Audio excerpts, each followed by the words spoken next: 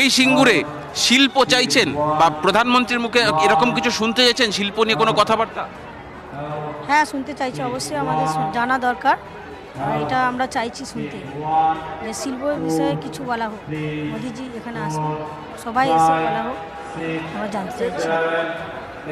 আমি আরও একজন রয়েছে তরুণ প্রজন্মের, আপনার থেকে জানতে চাইবো, আপনি তরুণ প্রজন্মের একজন সমর্থক, আপনি কি চান সিঙ্গুর তথা গোটা রাজ্যে শিল্পের ফলন ফলুক? হ্যাঁ, অবশ্যই চাই প্রধানমন্ত্রী মানে মোদিজি হন। এবার দেখি মোদিজি কি বলেন, কেমন কি করতে পারেন।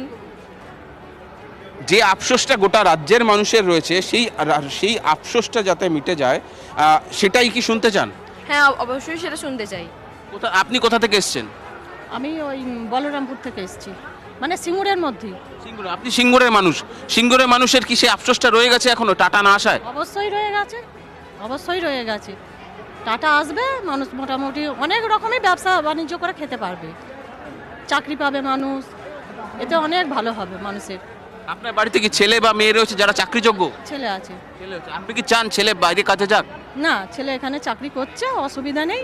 আরও 5টা ছেলে, মানে সেটা আমারও ছেলে, তারা করুক, এটাই চাই, এটা হোক। মানে তরুণ প্রজন্ম এই রাজ্যেই থাকুক, তারা হ্যাঁ? কাজের অভাব হবে না, এই এলাকার মানুষের বা বাইরেরও কিছু কাজের অভাব হবে না। আপনি যে জায়গাটায় বসে রয়েছেন, আপনার কি মনে পড়ে যখন আন্দোলন চলছিল সেই সময়টা? হ্যাঁ, অবশ্যই মনে পড়ে। যেভাবে দিদি এসেছেন সেইভাবেই যাবেন, একইভাবে যেতেই হবে, যেতেই হবে।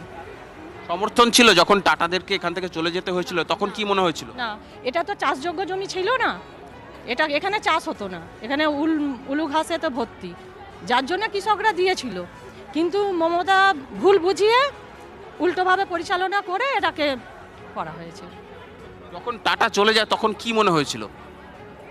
রাজনীতিতে তো তখন আসেনি, মানে আমার কাজের জীবনে তখন ছিলাম, মানে এটা খারাপ বুঝিয়েছে, ভুলটা বুঝিয়েছে, এটা বোঝা গেছে। আপনার কি মনে হয় ভুল বোঝানো হয়েছিল? হ্যাঁ, অবশ্যই ভুল বোঝানো হয়েছিল। সিঙ্গুরের মানুষ কি সেই ভুলটা মেনে নিয়েছিলেন বাধ্য হয়ে? মেনে নিয়েছিল, মেনে নিয়ে- স্বার্থ ছিল। স্বার্থ ছিল তার। এবার মোদিজি আসুক, আবার প্রধানমন্ত্রী একদম পদে সুজয়, তোমার সঙ্গে আবারও আমরা কথা বলবো। অবশ্যই সেখানকার মানুষের বিষয় আমরা বোঝার চেষ্টা করছি যে তারা আজকে কি শুনতে চাইছে।